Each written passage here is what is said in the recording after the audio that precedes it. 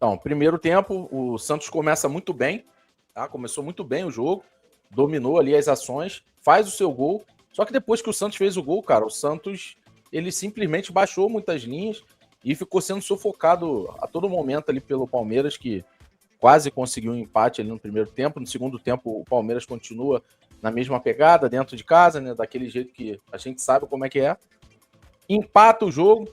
O Santos ali poderia ter outras chances também, teve outras chances aí para poder virar o jogo, mas não conseguiu. E no finalzinho ali, o Santos tomou um gol, só que o gol acabou sendo anulado. Então, nesse sentido, acabou ficando no empate, um resultado muito bom para o Bahia. Como eu falei, Fluminense, você mostrou aqui. Cara, você mostrou e falou, só para você ter uma ideia, o Vasco que está embaixo está com 16, joga amanhã pro Flamengo, se ganha vai a 19.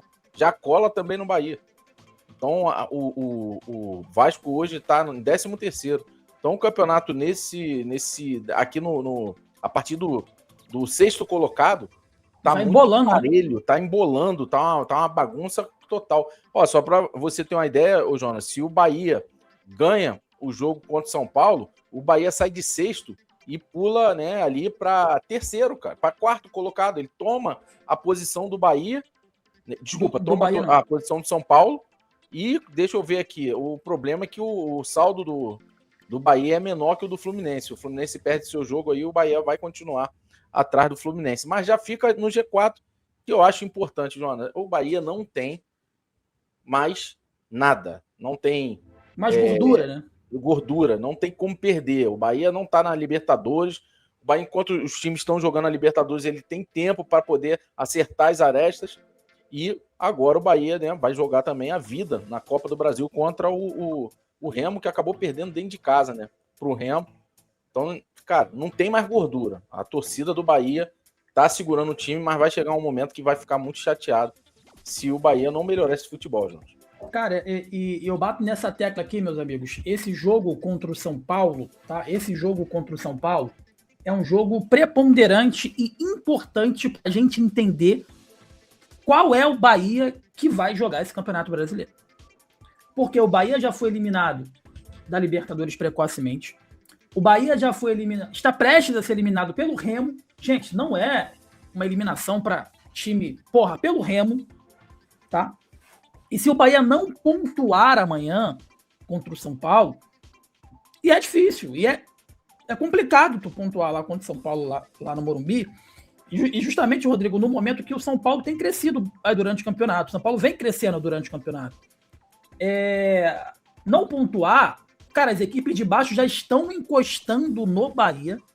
O Bahia, na próxima rodada, por exemplo, ele pode ter uma queda gigantesca na tabela.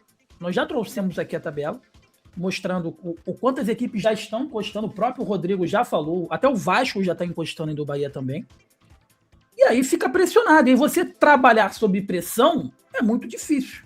É muito difícil. Agora, Rodrigo Ramos e amigos que estão acompanhando a gente na Gol TV e no Papo de Setorista. Qual Bahia que vai enfrentar o São Paulo? O Bahia que faz vergonha contra o Remo? Ou o Bahia que fora de casa venceu o Vasco, venceu o Inter, venceu o Corinthians? Qual Bahia que vai entrar em campo nesse jogo aí contra o São Paulo, o Rodrigo Ramos? Porque não pode vacilar, como você bem disse. Acabou a gordura, não tem mais gordura. Jonas, deveria ser o Bahia que ganhou os jogos fora de casa. Porque, como a gente falou aqui, o Bahia tem tempo de descanso agora. Teve a rodada agora da Libertadores, Jonas. Só para você ter uma ideia, muitos jogadores, cara, o Flamengo, vou dar um exemplo aqui do Flamengo Estudiantes. O Flamengo perdeu a Arrascaeta, seu camisa 10, com a fratura no ombro, tá? Na clavícula. O Flamengo não perdeu, mas tem o Emerson Royal com o nariz quebrado. E o Bahia poderia estar jogando essas competições também, perdendo os jogadores. O Bahia não, está descansando, Jorge. Então, na minha opinião, o Bahia tem que vir com vontade para cima do São Paulo e ganhar esse jogo. Porque o São Paulo também jogou, só que o São Paulo botou time misto. Você está entendendo que os times como o Flamengo, time contra o São Paulo, tá botando time misto pensando no brasileiro? Porque respeita o Bahia. E o Bahia tem que aproveitar esse respeito, Jonas. O São Paulo colocou time misto no último jogo, já focando nesse jogo contra o Bahia. Focando nesse jogo, na Sul-Americana. Ele botou um time misto para poder jogar esse jogo do Campeonato Brasileiro contra o Bahia com o seu time titular. Então, Jonas, o Bahia ele tem que colocar o seu respeito. Se as pessoas me respeitam, eu tenho que me colocar como uma pessoa respeitada. O problema é que o Bahia vai jogar contra o Flamengo, vai jogar contra São Paulo e parece que joga como um time pequeno. E o Bahia não é pequeno. A sua torcida é grande, o Bahia é grande, tem estrutura. Claro que pode ter jogadores até melhores, o Jonas.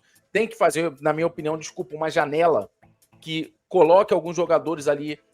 Não vai fazer, Rodrigo. Melhorar. Se não fizer, Jonas, então aguarde. É tentar, com o time que tem e com o técnico que tem, ficar entre os 8 primeiros. Porque, cara, a gente pode estar falando de um Bahia, Jonas, que saiu da Libertadores precocemente. Inclusive, o time que ganhou o Bahia está na Sul-Americana, porque caiu na outra rodada. Não, cara, o O'Higgins, ele nem passou, ele só tirou o Bahia. Não, então, ele tirou o Bahia, mas ele ganha por ele ter passado de fase, na outra fase ele cai na Libertadores a partir daquela fase ele joga a Sul-Americana. Então o O'Higgins está na Sul-Americana porque ganhou do Bahia. Você tá entendendo? Agora o Bahia pode cair pro Remo, Jonas. O Remo que ganhou a sua segunda vez. É o segundo jogo que o Remo ganha fora de casa. No Brasileiro. Então você tá entendendo aonde o Bahia tá chegando, meu irmão? Será que o problema é os jogadores que tem lá? Tem os jogadores qualificados, Jonas. Qualificação tem. Na minha opinião, eu acho que o técnico, ele não tem mais. Você não consegue mais espremer. Para mim, o Rogério Ceni é aquele limão, meu irmão. Tu já espremeu tudo que tinha para espremer, não tem mais nada ali. Cara, tem um monte de responsável, né?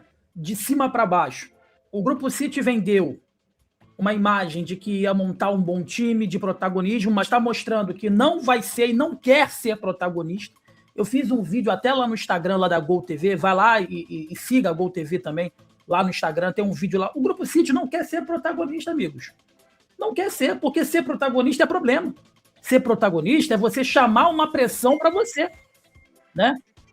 As contratações mostram que não quer ser protagonista. Quer ficar isso aí, ó, igual o Bragantino, de um lado para o outro, né? Sem pressão nenhuma. E aí o Cadu Santoro, o Rogério Ceni, o Rodrigo, não pode ir na coletiva e reclamar do Grupo City que paga o salário dele, mas indiretamente ele deixa um monte de recado falando o seguinte: gente, eu peço reforço, mas eles não vão contratar. Não vão contratar, né? Mas sendo que, mais uma vez eu falo, tudo bem, não vai contratar, mas esse time não tinha condições de passar do O'Higgins? Esse time não tinha condições de passar do próprio Remo? Com certeza. Então falta vergonha na cara isso. Falta vergonha na cara. Essa é a sensação que eu tenho, Rodrigo.